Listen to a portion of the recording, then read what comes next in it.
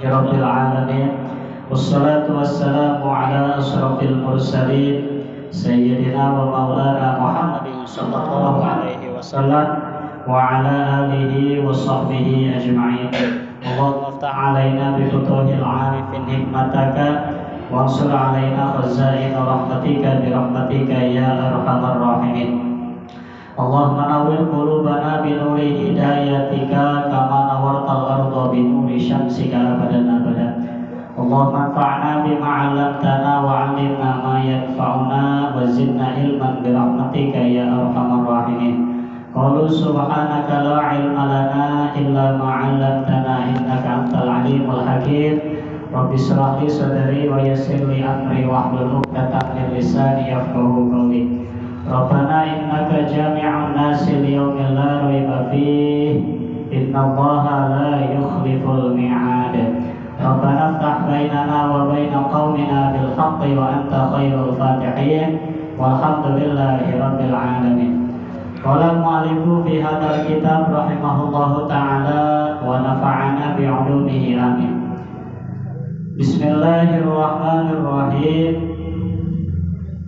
Al-udhiyatu wajibatun ala kulli muslimin muqimin musirin wa huwa ayyaqiku nisaban wa huwa mi'ata dirhamin wa qimatiha fadilan an hawaijihil asliyati la yu'tabaru fihi wasbun nama'i wa la yu'tabaru haula'i kazzaka ila akhirih.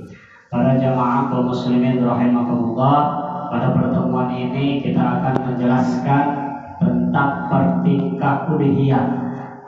Oleh karenanya kita akan sebentar lagi menghadapi Lebaran Idul Adha, yang mana Idul Adha itu identik dengan berkurban. Kurban itu bahasa Arabnya udhiyah, gitu ya. Jadi kita akan membahas tentang udhiyah. Memang secara ilmu fikih, secara kaidah fikih, yang dinamakan dengan udhiyah itu sunnatun muakkadah, sunnah yang dikukuhkan, itu yang namanya berkurban, sunnah muakkadah. Bahkan jikalau keluarga kita sudah berkurban satu orang, itu kita tidak wajib siang dulu berkurban sekeluarga kita, itu tidak wajib, gitu ya. Kalau misalkan kita punya 3 anak, kita dan istri dan 3 anak. Anak kita kebetulan memang alhamdulillah ada yang sukses bisa berkurban, gitu ya. Itu berkurban termasuk keluarga kita. Nah, untuk tahun besoknya kita, istri kita dan anak kita yang lain yang belum berkurban itu tidak wajib. Tapi alangkah baiknya kalau ada ya silakan, gitu. Tapi kalau udah berkurban satu keluarga, berarti gugur satu keluarga tersebut, gitu ya. Nah, itu menurut pandangan ilmu fikih. Tapi di sini dijelaskan di dalam kitab Nurul Nasir, al-udhiyatu wajibatun, ternyata ada kriteria orang yang memang wajib untuk berkurban. Mana salah satunya? Ala kulli muslim, kepada setiap orang muslim.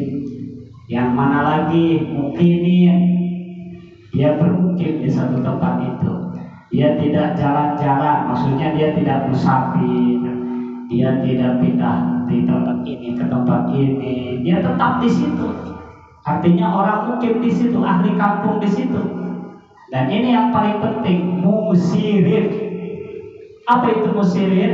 Tukang sugih, berarti orang kaya, hartanya banyak, itu wajib untuk berkurban. Kalau tadi menurut syariat fikih sunnatul muakkadah, tapi untuk kriteria semacam ini, orang yang hartanya banyak itu wajib. Jadi wajib, kedudukan yang tadinya sunnah muakkadah tercabut menjadi wajib. Apa yang dinamakan dengan musir? Wa huwa ayyamliku nisroban, dia memiliki 1 nisrob. Wah, kalau kita sudah berbicara nisrob dipanjang, Pak. Ini kaitannya dengan harta, gitu ya. Kalau misalkan kita berbicara dengan nisabnya gram, emas kita pernah bahas. Kalau nisabnya emas itu untuk orang yang mempunyai 87 gram emas, dia simpan haulain idah tahun, sehingga emasnya itu sampai setahun kemudian. Nah, sesudah haulain, sesudah setahun kemudian baru memenuhi kriteria orang untuk bernisab. Bagaimana cara mengeluarkannya? Sama hitungan 1 juta, yaitu dikurangi 2,5%. Nah, hitung aja 78 gram berarti dirupiahkan jadi sekian puluh juta dikalikan, dibagi gitu, maksudnya dibagi. Maka untuk ilmu seperti ini kita harus tahu tuh. Nah, berbeda untuk 87 gram itu untuk pemilik emas. Si pemilik emas itu tidak disimpan tapi dipakaikan kepada istri, kepada anaknya dipakai, sehingga sehari-hari dia pakai, itu tidak termasuk meskipun 87 gram. Misal itu ya, Pak Anan punya emas 50 gram dipakai sama istri semuanya, ini 5 gram, 5 gram, 5 gram, 5 gram, sisanya kalung gitu ya, bulan dong gitu. Itu nggak wajib, meskipun 1 tahun, 2 tahun, 5 tahun pun nggak wajib. Cuma kalau ngerempan panah ya, mesti Allah jauh. Ayo ngajak sini. Oh, ini aja baru ada 50 gram Pak. Nah, 87 gram itu hitungan fikih. Kalau misalkan Bapak baru punya 80 gram disimpan belum, itu ya belum termasuk nisab. Nah, ini kembali ayam liku nisaban. Orang ini memiliki nisab untuk berkurban, untuk sebagian hartanya. Bahkan disebutkan lagi di sini nisab seperti apa? Wa huwa mi'ata dirhamin. Masya Allah. Orang ini mempunyai harta sebanyak 200 dirham. 1 dirhamnya itu 4 gram emas kali 200 dirham. Sobrahamola. Banyak berarti hartanya. Maka pantas kata ulama di sini wajib untuk berkurban. Atau 200 dirham dibeliin sapi 4 juga kayaknya belum habis tuh harta. Gitu ya. Ini makanya wajib yang tadi musir, mukim dan muslim untuk berkurban. Au qimatuha fadilan au hawaijil asliyati, dan memang orang yang memiliki harta tersebut mau pikiran beli beas tidak disumpahan mau ini besok gimana ya, beli beras mau pikiran beli beas, punya hartanya juga 200 dirham, ratusan juta gitu ya. Jadi dia tidak memiliki hawaijil asliyah, dia tidak memikirkan kebutuhan asalnya. Kalau bahasa kitanya dia sudah tidak memikirkan untuk membeli beras hari esok. Kalau kita kan kerja tiap hari itu buat nyari apa coba? Nyari makan. Gitu ya, nyari makan buat istri, buat anak. Gitu kan? Kalau misalkan nggak kerja, nggak dapat duit hari ini kan kita mikir, besok nyari uang kemana ya buat makan anak istri kan gitu kita mah. Tapi kalau ini yang memiliki kriteria semacam itu 200 dirham, ratusan juta, udah gak bakal mikirin makan besok gimana, enggak. Gitu ya. Jadi kembali wala yu'tabaru haulani kazakat fa inna zakata yu'tabaru fihal haulani. Maka sesungguhnya kembali ke masalah emas yang tadi, maka sesungguhnya emas gram itu bisa dihitung kalau sudah haulani, kalau sudah setahun keduanya. Misal sekarang nih di bulan Dzulhijjah, Bapak tadinya di bulan sebelum Dzulhijjah, Dzulqa'dah memiliki 86 gram. Datang bulan Dzulhijjah, alhamdulillah ada milik, bisa kembali emas lagi jadi 87 gram. Nah itu belum nisab kalau belum 1 tahun. Nanti dihitung nisabnya setelah bulan Dzulhijjah yang tahun depan. Baru termasuk wajib berzakat nisab, namanya zakat emas. Wajib dikeluarkan, wajib. Kalau tidak dikeluarkan akan menimbulkan penyakit kita. Akan timbul balai kehidupan kita. Kalau ada yang bertanya, Ustaz, tetangga saya tuh emasnya banyak, nggak pernah dikeluarin, tapi makmur-makmur aja, awas. Biasanya yang kayak gitu tuh, yang ancaman Allah itu kalau nggak di dunia nanti di akhirat pasti ketemu, gitu ya. Tapi kadang-kadang kebanyakan dibuktikan oleh Allah di alam dunia. Tidak sedikit saudara kita yang mempunyai nisab tapi dia tidak mengeluarkan, habis dengan sendirinya, Pak.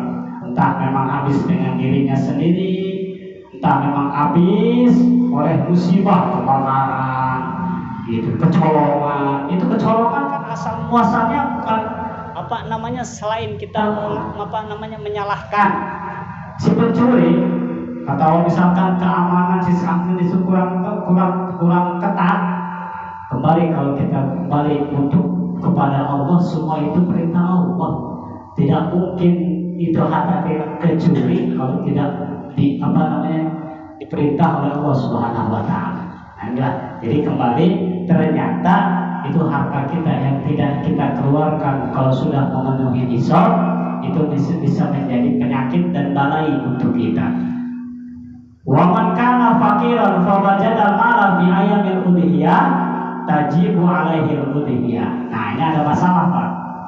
Kalau misalkan ada orang kayak kita, gitu ya, sehari-hari kita bekerja peras keringat banting tulang untuk mencari harta, memberikan makan kepada anak istri kita, yang memang kalau kita cari hari itu hanya cukup untuk hari itu, besok nggak ada.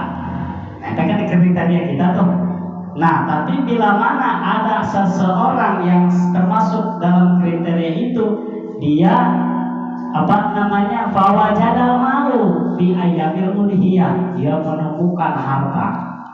Entah itu dia nemu harta, nemu emas umpamanya di tengah jalan, entah memang dia ketiban uang kaget. Bapak selamat, Bapak mendapatkan 500 juta umpamanya. Terus letik-letik umpamanya ini ya 500 juta. Pada sujud syukur Rasulullah, alhamdulillah, ini kotak emas ya. Gitu ya. Nah, fawajadal malu, fawajadal tadi di sini tajibu alaihi udhiyah, maka wajib pada waktu itu dia untuk berkurban. Atau 500 juta berapa nggak dikeluarkan kurban, korek-korek apa setan, wajib, gitu ya. Kalau ayyamil udhiyah kayak seperti sekarang nih, gitu ya, ada yang ngasih ke bapak umpamanya 500 juta. Nah, itu siap tuh, gua ada yang ngasih 500 juta, wajib beli di sapi satu untuk dikurbankan. Tapi sebaliknya, waman kana ghaniya fatalaffa malahu fi ayyamil udhiyah saqatat anhul udhiyah. Sebaliknya, ada orang kaya sudagar, masya Allah, hartanya di mana-mana, sehingga dia jangankan kurban sapi 4, kayaknya 10 juga bisa. Nah, sebelum hari kurban, tapi begitu datang Dzulhijjah, tanggal 1 Dzulhijjah, anaknya sakit, dirawat di ICU, gitu ya, dirawat sehari, kena biayanya 100 juta kali seminggu, segitu 100 juta. Ini harta semua beak, tak uyah-uyah beak saya. Sehingga nggak ada jualan lagi. Nah, untuk orang semacam itu, meskipun tadinya kaya, sugih, nggak wajib gugur udhiyahnya, gugur untuk berkurban. Kira-kira jelas tidak? Jelas ya. Nah, tadi kalau yang tadi fakir menemukan harta di yaumil udhiyah, dia wajib untuk berkurban. Tapi sebaliknya orang yang kaya raya, gitu ya, sehingga hartanya banyak, di saat bulan Dzulhijjah kemudian berkurban, hartanya itu habis karena dia musibah atau nanti karena penyakit dan lain sebagainya, itu gugur, tidak wajib untuk berkurban.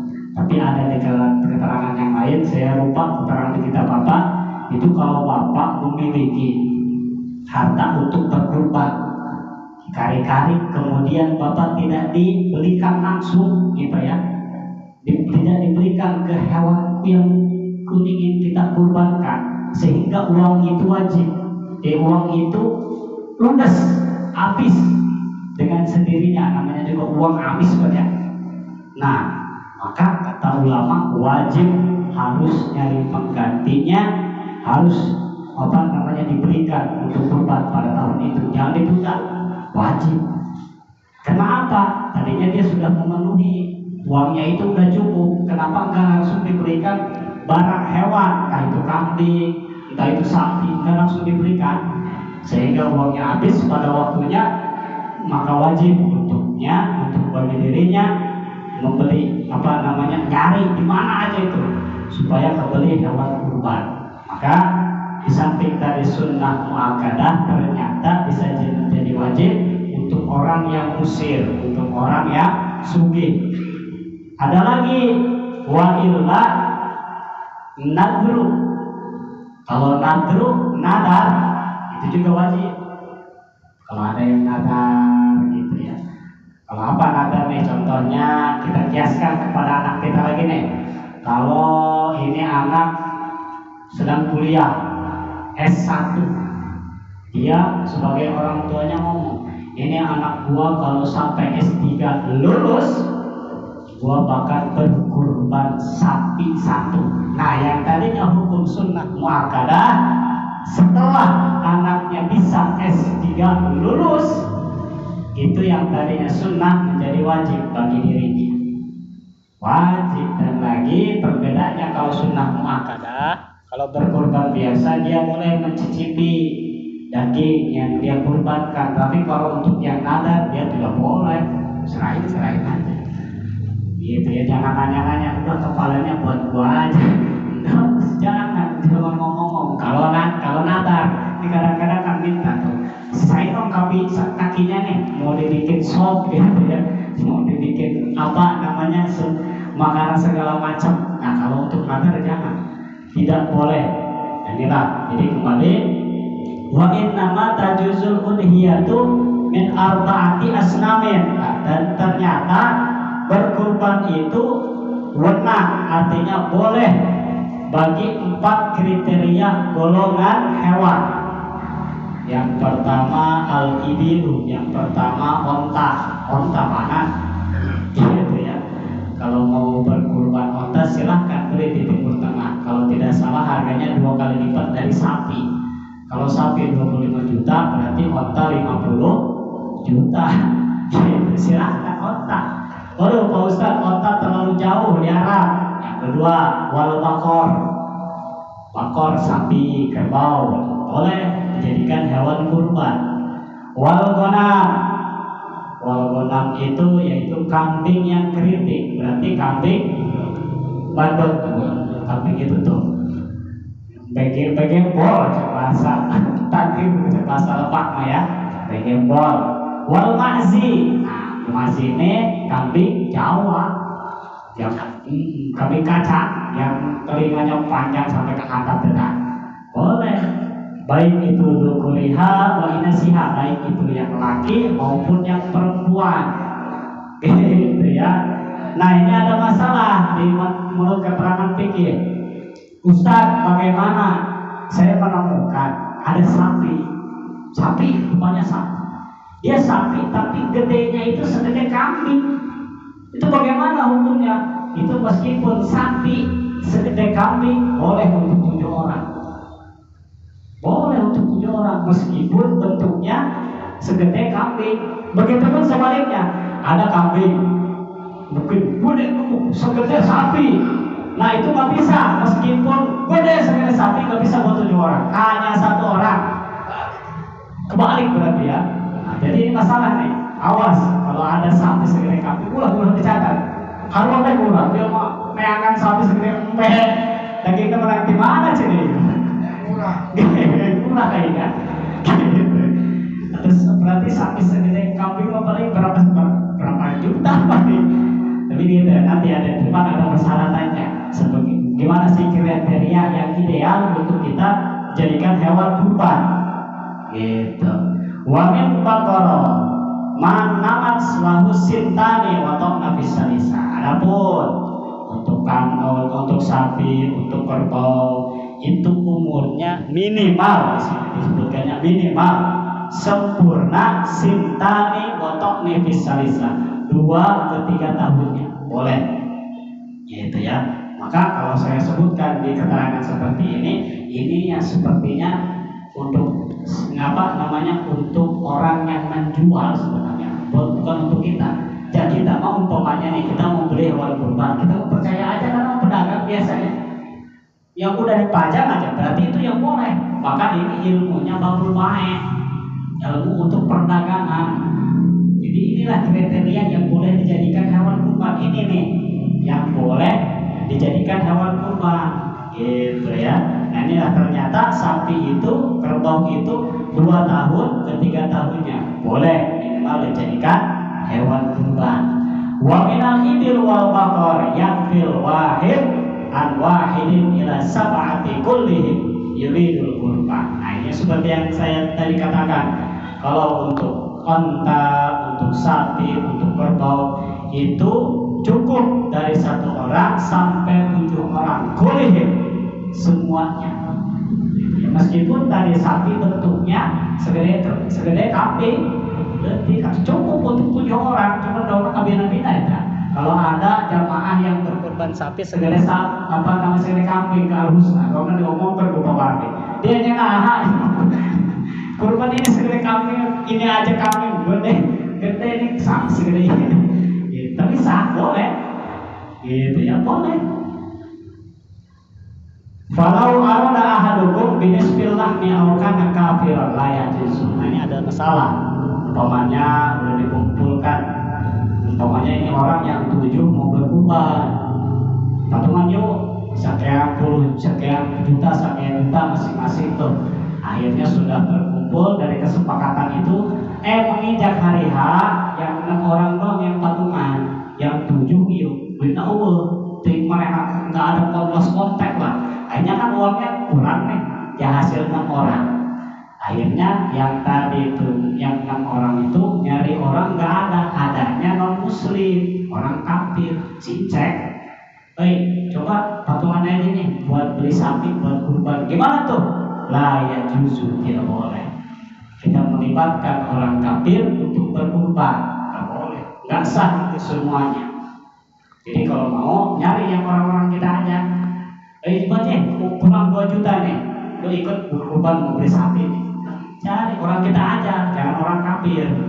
Kalau orang kafir, tadi kata ulama, la yajuzu an wahidin minhum, tidak boleh, tidak sah dan tidak wewenang untuk melibatkan seorang kafir untuk berkurban.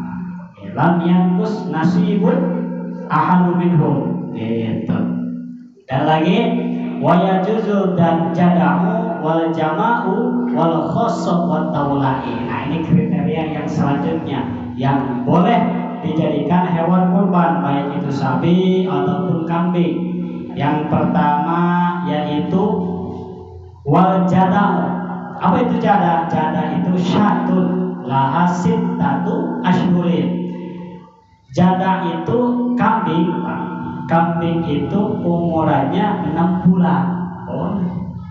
Kambing, ada kambing baru umurnya 6 bulan boleh, itu namanya jada, boleh dijadikan hewan kurban. Kalau kurang dari itu tidak boleh. Berarti kalau bisa minimal 6 bulan, kalau lebih itu lebih bagus, lebih afdol. Wal jama'u, apa itu jama'u? Wahya allati la qarna laha. Ada lagi hewan kurban yang boleh dijadikan hewan kurban yang jama'. Apa itu jama'? Allati la qarna laha, yang tidak memiliki tanduk hewan tersebut. Gitu ya, kita beli kambing, kita beli sapi, kita beli kerbau, kebetulan tandukan panan, boleh. Gitu ya, boleh. Maka panan kalau mau berkurban jangan harus nyari ada yang ada tanduknya aja, nggak harus. Gitu ya, sebab tidak disyaratkan. Nah, maka la qarna laha boleh yang tidak ada tanduknya pun. Wa taulaha ini. Dan juga boleh kita berkurban dengan hewan wahyal majnunah, hewan yang gila. Biasanya banyak hewan gila kayak gimana tuh cirinya tuh? Seseludukan baik kita nggak bisa.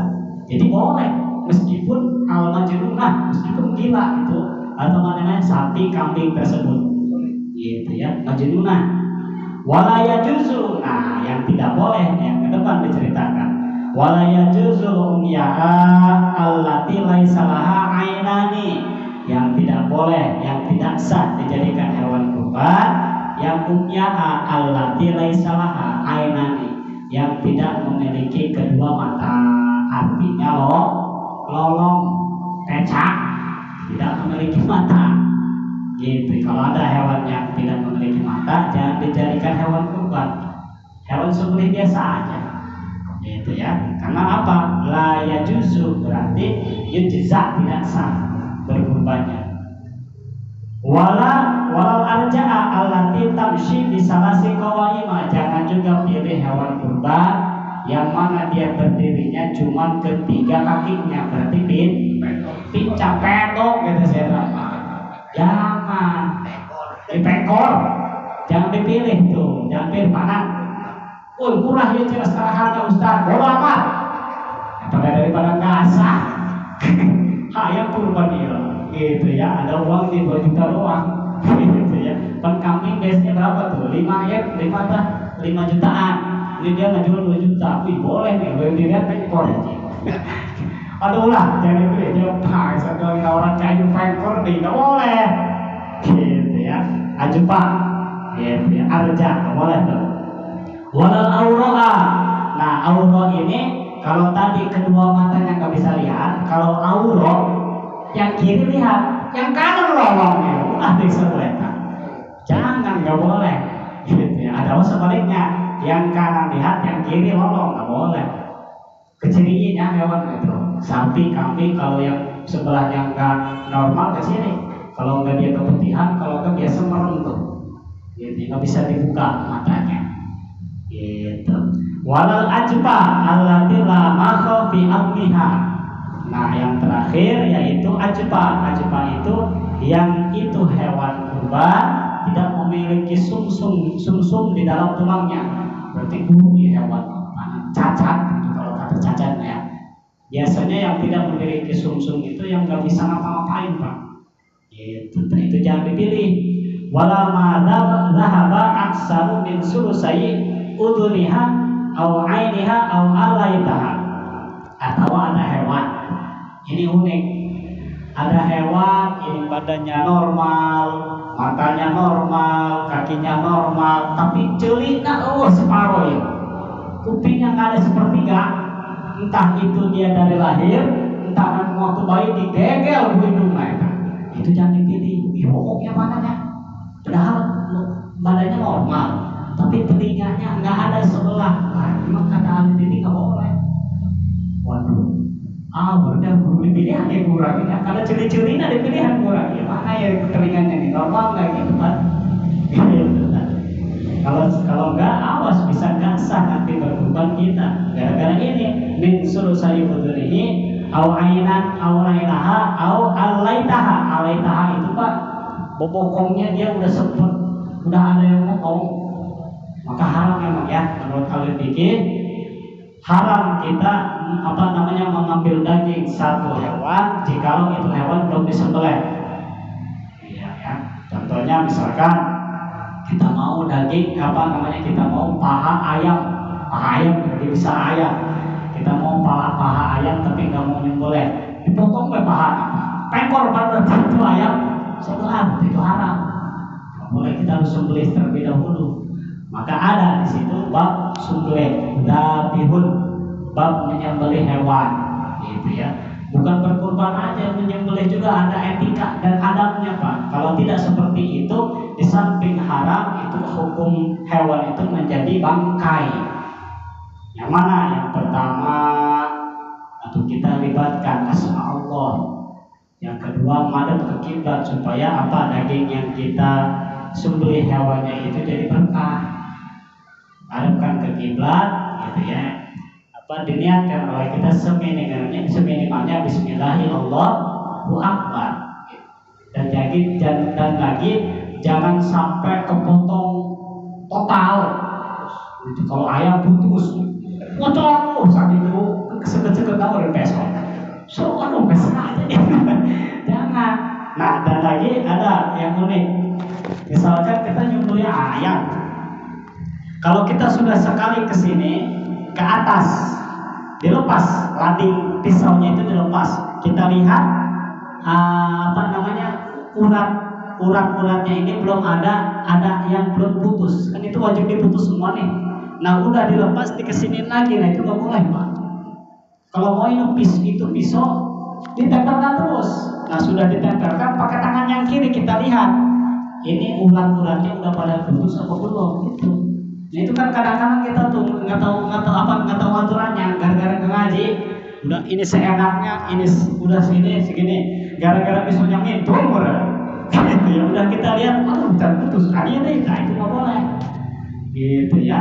Nah maka sebelum disembelih atau pisau ya kita tajamkan dulu, dan lagi ngasahnya itu jangan di depan hewan yang mau kita sembelih, punya rasa tuh mau gongsang di mata kotak tuh kan. Nabi Ibrahim juga dulu ketika menyembelih, disuruh Allah Subhanahu wa taala menyembelih Nabi Ismail itu Pak, sudah golok itu sudah di di lehernya Nabi Ismail, tapi dengan izin Allah tidak bentas, terterak gitu ya, terterak. Akhirnya Nabi Ibrahim mencoba ke batu, akhirnya batu itu pecah, diasah lagi. Nah diasahnya itu tidak di depan Nabi Ismail, dan memang posisi Nabi Ismail itu ditutup Pak.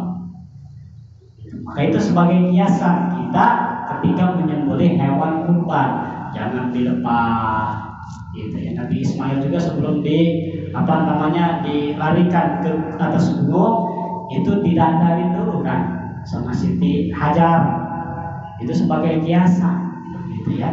Kalau bisa hewan kurbannya itu jangan, jadi seminimalnya jangan dijorok ulah dijadikan hewan jorok. Umpamanya artinya sebelum itu kasih makan dulu, rawatlah dengan baiklah seminimalnya gitu. Jangan pula disogolokeun, udahlah mau disembelih ini jangan dirawat, sehidup-hidupnya aja jangan gitu Pak. Harus kasih makan, perhatikan minumnya sebelum dikurban itu Pak, itu sunnahnya gitu ya. Inilah kembali, ternyata pilihlah yang sempurna daripada kupingnya, daripada matanya, dan daripada bobokongnya yang belum hilang gitu.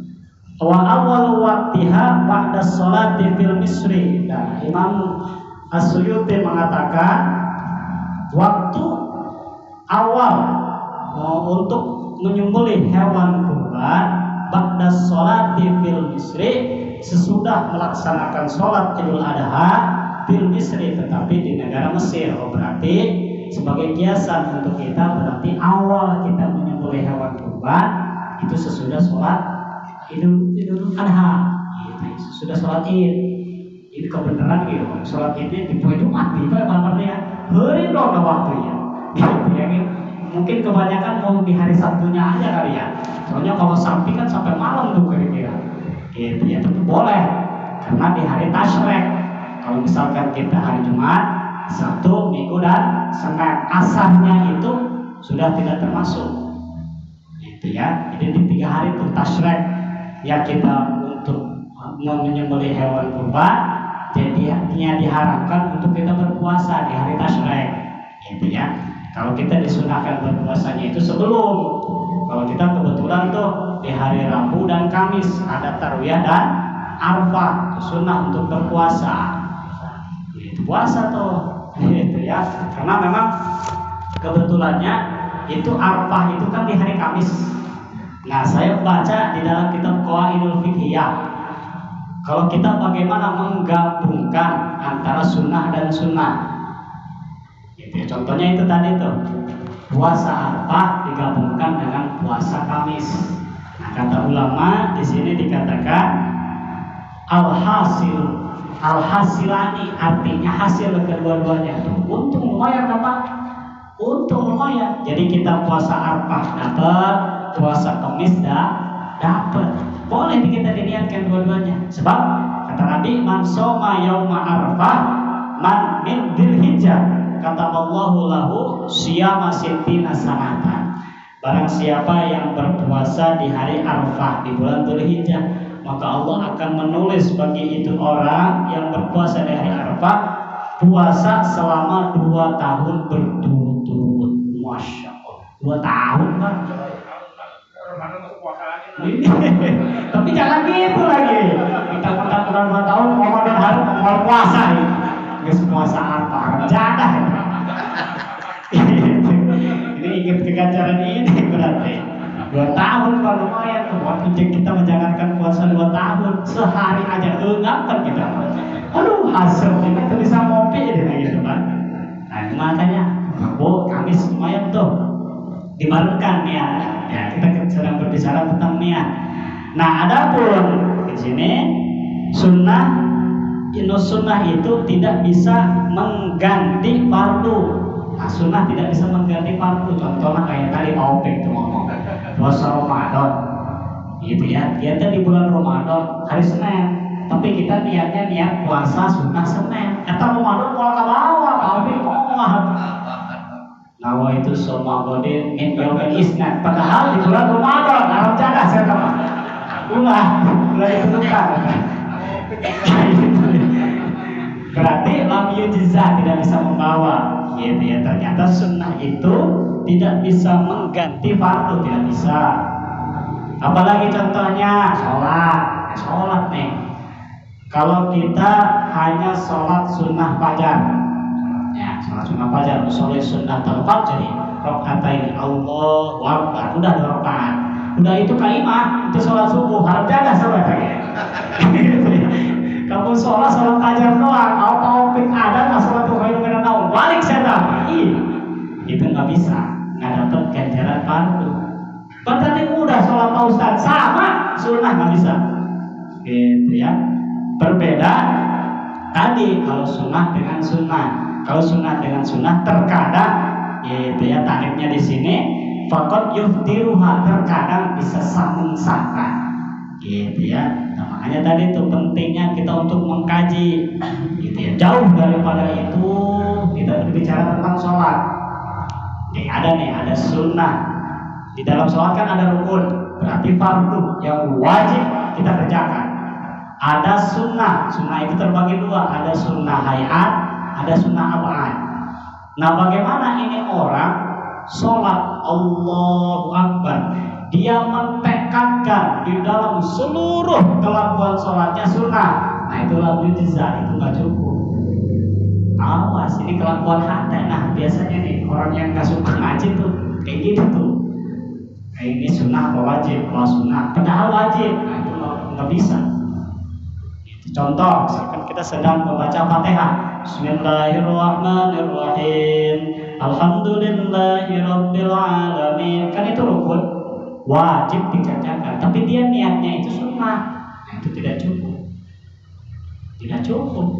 Nah makanya kata guru sepuh itu dikatakan, maka kalau kita menerangkan tentang ini, rasaan sholat ulangnya jangan ayana naonan panah dia.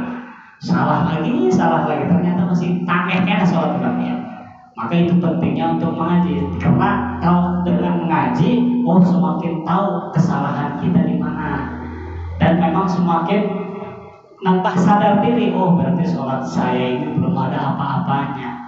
Kalau misalkan ngerasa nggak mau punya salah sama sekali, jangan ngaji. Orang yang nggak ngaji mungkin ngerasa salah itu. Kenapa dia nggak ngaji? Merasa benar sholat, padahal salah. Padahal salah. Nah inilah penyakitnya. Nah inilah kembali. Kalau bagaimana kalau misalkan seluruh daripada sholatnya dia tekadkan rukun, dia tekadkan fardu, itu yang boleh. Tapi kalau udah seperti itu wajib dikerjakan semua, jangan ada yang ditinggal, gitu ya. Nah inilah makanya pentingnya seminimal si imam itu tahu rukun yang 3. Ada kan rukun qalbi, ada rukun qauli, ada rukun fi'li. Itu yang terbagi-bagi tuh. Ada rukun qalbi rupanya niat, itu panjang tuh surahannya tuh. Tapi yang ini saya tegaskan pada pertemuan ini tadi, lam yujza. Jadi yang sunnah itu tidak bisa membawa fardu, tidak bisa membawa fardu. Sebaliknya, kalau fardu bisa membawa sunnah. Kalau misalkan Bapak sholat isya nggak apa-apa, nggak sholat qobliyah isya juga nggak apa-apa, karena sudah sholat fardu. Tapi kalau bapak qobliyah isya, usuli sunnata isya yang apa qobliyah, Allah Akbar. Udah sholat qobliyah balik ngopi, etan masalahnya. Kenapa? Dia belum sholat isya, gitu ya. Tadi tuh lam yujza, dia tidak cukup untuk memenuhi panggilan fardu. Ada lagi masalah mandi di hari Jumat. Nah, mandi di hari Jumat kan sunnah, gitu ya. Mandi di hari Jumat dia sunnah. Nawaitu ghusla min yaumil Jumat, sunnah kan. 17 sebelum berangkat ke Jumatan. Kebetulan ini orang mempunyai hadas janabat. Nah kan hadas janabat itu mandi junubnya wajib dia. Tapi di niatannya dia, itu ya, niatan hadas janabat, hadas Jumat. Nawaitu ghusla min yaumil Jumat. Bubar padahal yang udah hadas janabat belum ketutup. Harusnya gimana? Dia niat ini biasa. Nawaitu ghusla birafil hadasil akbari anjamil badani fadlillahi ta'ala. Kalau dia dilakukannya pada hari Jumat, insya Allah yang Jumat akan ke bawah. Maka kalau mau bersetubuh sama istri nges malam Jumat tangan mandina isuk-isuk niat Jumat, insya Allah kamu akan beta gitu ya, malam Jumat gitu, supaya ke bawah. Sebab mandinya itu memang tidak ditentukan waktunya, asal poe Jumat baik sebelum berangkat ke masjid lagi. Jangan jangan sesudah orang-orang pergi ke masjid setan karena mandi, berarti ke sholat Jumat berjamaah gitu ya. Inilah, jadi kembali jadi itulah dipertingkah orang untuk berniat, tapi panjang tuh ya surahnya ya. Wala yutabihu qablaha bi khilafil qura. Jangan sekali-kali kita kembali ke masalah menyembelih hewan. Jangan menyembelih hewan sebelum melaksanakan sholat Id. Wa akhiruhu qabla ghurubil yaumis salis. Dan akhirnya itu, waktu akhirnya yaitu terakhir tasyrik. Apa itu? Ghurubil yaum as-salis. Ketiga harinya di waktu sore. Ketiga hari di waktu sore, berarti Senin sore itu sudah beres. Wal afdalu ayyubaha binafsihi in qadaro, itu juga yang afdalnya orang yang menyembelih kurban itu oleh dirinya sendiri.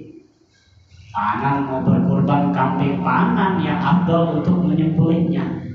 Kata panan, Pak Ustaz, siun naik maka getih yo. In qadaro berarti kalau nggak kawasa nyuruh orang lain bayar panan, gitu ya, bayar. Gitu tak. Wa in qadaro, kalau misalkan gak bisa, ya muru ghairuhu, nyuruh orang yang biasa nyembelih.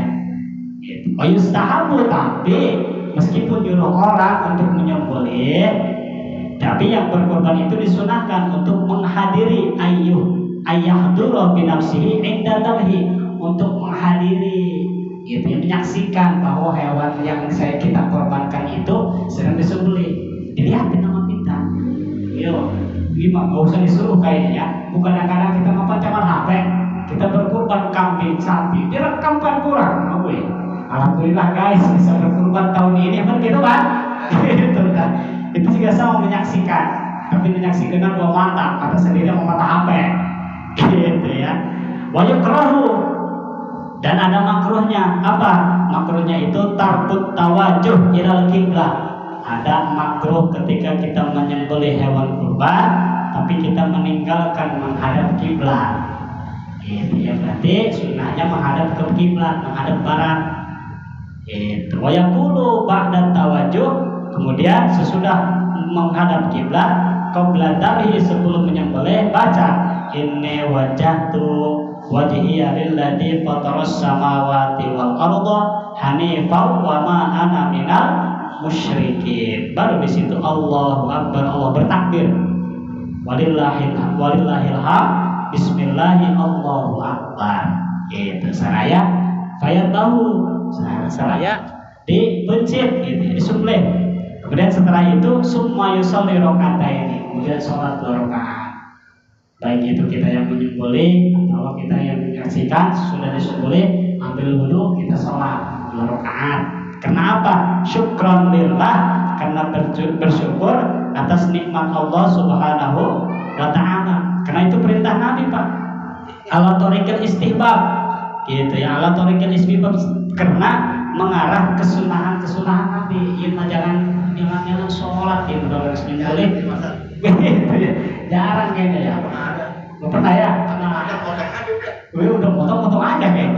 Nah, kalau misalkan kita bukan yang menyembelih, tapi kita yang menyembelih kita yang berkurban, kita nyaksikan sesudah nyaksikan, udah alhamdulillah, ambil wudhu, sholat sunnah 2 rakaat. Ini tentu itu perintah nabinya tuh. Baik, karena kata Nabi, alqu ma fi aidikum minas sikini sumarka uraqataini. Kurbanlah kamu, kemudian sembelihlah dengan lading kamu. Sikin itu lading, golok pisau yang tajam. Kemudian setelah itu summa yusolli rakaataini. Kemudian setelah itu kata Nabi, sholatlah 2 rakaat. Sesudah 2 rakaat, fa innahuma raka'ahuma ahadun wa sa'alallahu syai'an illa a'tahu. Karena kata Nabi, sesudah sholat 2 rakaat itulah berjaluk sa'alallahu syai'an, engkau mintakan kepada Allah Subhanahu wa taala satu perkara, illa a'tahu, kecuali Allah akan gantikan berbagai perkara yang telah kau kurbankan. Itu tujuannya untuk berdoa. Gitu. Nah, kalau misalkan kebetulan ada jamaah mushola al-husna yang setelah ini tahu untuk berkurban, kan kadang-kadang bukan kita lah yang menyembelih, ya, ada tukangnya tuh, kita nyaksikan. Udah menyaksikan, alhamdulillah udah disembelih, ambil wudhu, sholat sunnah 2 rakaat. Woi, kalau kelihatan nama ustaz yang ngerti, berarti pakai karena ilmu tas ya, maka gitu, Pak. Cuma yang mengalami barunya dapat mengaji dari Ustaz Ahmad. Orang sunnah 2 rakaat dah. Bukan sholat duha aja yang nggak boleh ngopi. Ayo ngopi dah. Kadang-kadang main ngopi ngajakan anak secen kan gitu. Nah, itulah, maka mudah-mudahan kita semua diberikan umur yang panjang ya. Mudah-mudahan kita diberikan keberkahan rezeki, diberi kekuatan, selamat di dunia, selamat di akhirat. Diberkati umil kita. Al-Fatihah.